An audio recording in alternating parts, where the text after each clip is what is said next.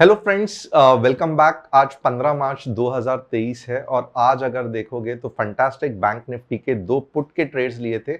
दोनों के दोनों फंटास्टिक चले। एनालिसिस आपको देखोगे तो व्हाट्सएप कम्युनिटी में ऑलरेडी डाला हुआ था। आपको जानना है कि आप हमारी व्हाट्सएप कम्युनिटी कैसे ज्वाइन कर सकते हैं, तो नीचे डिस्क्रिप्शन में व्हाट्सएप की लिंक है, उसे क्लिक करके हमारे साथ जुड़े रहना। जो नए हैं मैं रिक्वेस्ट करूंगा चैनल को सब्सक्राइब करना, बेल बटन को हिट करना और अगर आपको ये पसंद आए तो लाइक करना। अब यहाँ पे हम देखेंगे दिन भर में आज मार्केट ने क्या किया। तो मार्केट ओवरऑल वीक ही था। रियलिटी ऊपर थी, बहुत ज्यादा ऊपर थी, नीचे बैंक्स थे। तो ओवरऑल आप देखोगे it was a weak market. Adani enterprise top gainer था। जीएम इंफ्रा, आईएक्स के बारे में मैंने बहुत पहले बार भी कहा था, क्योंकि गर्मियां आ रही है, पावर का कंजम्पशन बढ़ने वाला है। आईएक्स एक अच्छा खासा पावर एक्सचेंज है, यहाँ से बहुत अच्छा पोटेंशियल है आईएक्स को ऊपर जाने के लिए। Asian paints fantastic. क्यों एशियन पेंट्स ऊपर बढ़ रहा है? क्रूड गिर रहा है। तो जब भी आप देखोगे क्रूड नीचे जाता है, एशियन पेंट्स का स्टॉक फंटास्टिक बढ़ता है, क्योंकि मेजॉरिटी रॉ मटेरियल जो है वो क्रूड बेस्ड है एशियन पेंट्स में। अब और क्या क्या चीज मैं आपको बता सकता हूं। यस, आज चाइना जब भी स्ट्रांग इससे आता है, नंबर्स आते हैं, मेटल्स चाइना में बढ़ जाता है, तो इंडियन मेटल सेक्टर भी फंटास्टिक रहता है। And at the same time आप ट्रेंड देखोगे तो अदानी के स्टॉक्स आज पूरे दिन ऊपर थे। क्यों थे मैं आगे जाके बताऊंगा। टॉप लूजर्स में ऐसी कुछ आपको पैटर्न नहीं दिखेगा, नो पैटर्न एज सच। सिर्फ यहाँ पे अगर आप देखोगे ये पीओएसबी बैंक है मेरे हिसाब से जो नीचे है। आरबीएल बैंक ऑफ कोर्स कुछ रीजन है, बट इतना ज्यादा डरने की जरूरत नहीं है। अब आगे देखेंगे, यहां पे आप देखोगे ना, oil prices continues to slump in fall out from Silicon Valley bank shutdown.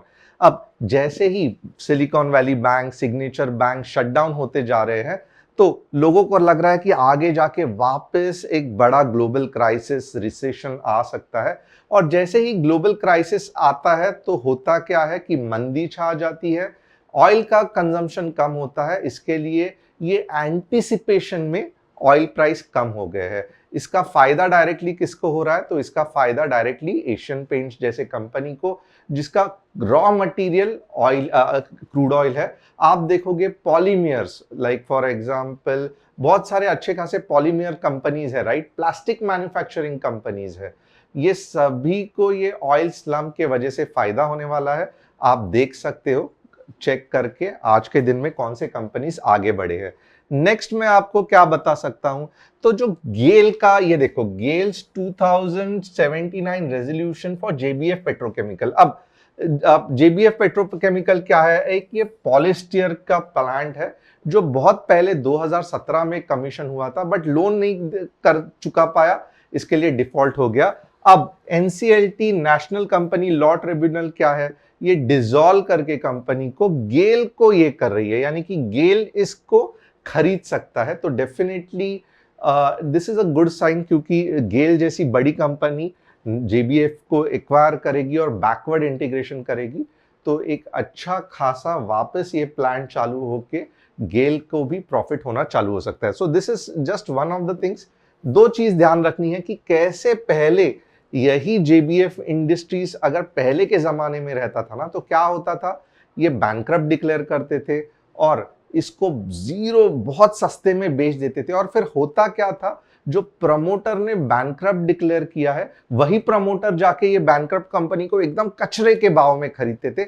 But अब ऐसे नहीं हो रहा है। जब से ये एनसीएलटी ट्रिब्यूनल आया है, तब क्या होता है कि प्रमोटर्स को अपना ही लॉस कंपनी वापस नहीं खरीद सकते, and at the same time fast resolution होता है कि कोई बड़ी कंपनी अगर ये लॉस मेकिंग कंपनी जो पूरी बंद पड़ी है खरीदना चाहती है, तो गवर्नमेंट भी बहुत आसानी से फैसिलिटेट करती है। This is really really good. पहले ऐसे नहीं होता था। अब वेदांता यहाँ पे ट्राई कर रहा है बताने को कि 100 मिलियंस उसने स्टैंडर्ड चार्टर्ड बैंक को रीपे कर दिए हैं। ओके, कैसे किए हैं? जो अपने प्लेज शेयर्स थे वो रिलीज कर दिए। Okay, Anil Agarwal, Vedanta said that it has repaid 100 million to Standard Chartered via release of encumbrance। अभी होता क्या है? बहुत सिंपल है, राइट। अब अगर कोई शेयर्स के अगेंस्ट मैं पैसा दे रहा हूं, तो डेफिनेटली लाइक मैं कर्जा ले सकता हूँ। अगर मैं पैसा वापस देता हूँ तो वो शेयर जो है वो रिलीज हो जाते हैं। अब इन्वेस्टर को कॉन्फिडेंस दिलाना है, राइट, कि मैं ज्यादा मार्केट से कर्जा नहीं उठा रहा हूँ, मेरे पास अच्छा खासा कैश है, अगर कुछ प्रॉब्लम हुआ तो मैं हैंडल कर सकता हूँ। तो यही चीज वेदांता ट्राई कर रही है।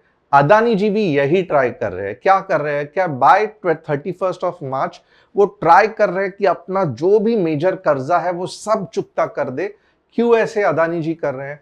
क्योंकि उनको चाहिए कि इन्वेस्टर का कॉन्फिडेंस वापस दिलाने को, इन्वेस्टर्स को एक क्लियर कट मैसेज भेजना है कि हम जो है, हम इतनी भी ओवर लिवरेज या इतने कर्जे में नहीं डूबे हैं कि आगे जाके हम हमारा ईएमआई जो है वो इंस्टॉलमेंट है वो पे कर ही ना सके। तो this is really a good stand by Adani group also कि कंपनी को डीलीवरेज करो, बैलेंस शीट को, कर्जा है लिमिट में लो, अननेसेसरली बड़ा कर्जा लेके बिजनेस मत करो। नेक्स्ट क्या है, तो CCI clearance, the competitor competition commission of India ने क्या किया, अप्रूव किया रिलायंस इंडस्ट्रीज को मेट्रो का स्टॉक खरीदने के लिए। Okay, metro wholesale operation in all cash and carry. अब मेट्रो होलसेल क्या है, रिलायंस रिटेल चेन के ने खरीदा है इसको। क्यों खरीदा है?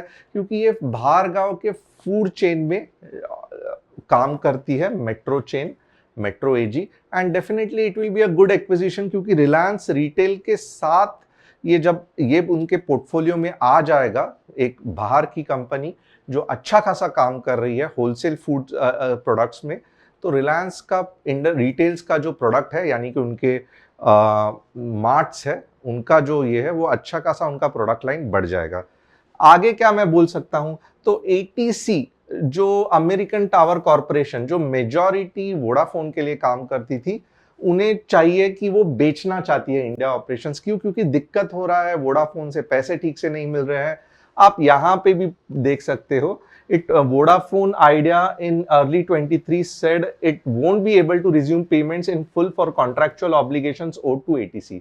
So this is why the business is getting complicated. Already loss making Vodafone and Idea loss making company है, उनके सब वेंडर्स बनना, पैसे टाइम पे आएंगे नहीं आएंगे, इससे अच्छा ये जो एटीसी है प्लान कर रही है कि मैं इंडिया का ऑपरेशन वाइंड अप कर देती हूँ।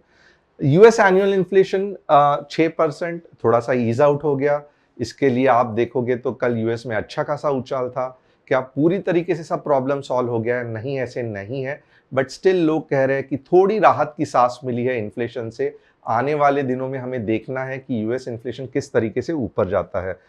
ऑयल पीयूएसबी बैंक्स को जो डिविडेंड है वो फंसा है। क्यों? क्योंकि रशिया में पैसे अटके हुए हैं, इसके कारण डिविडेंड दे नहीं पा रहे हैं।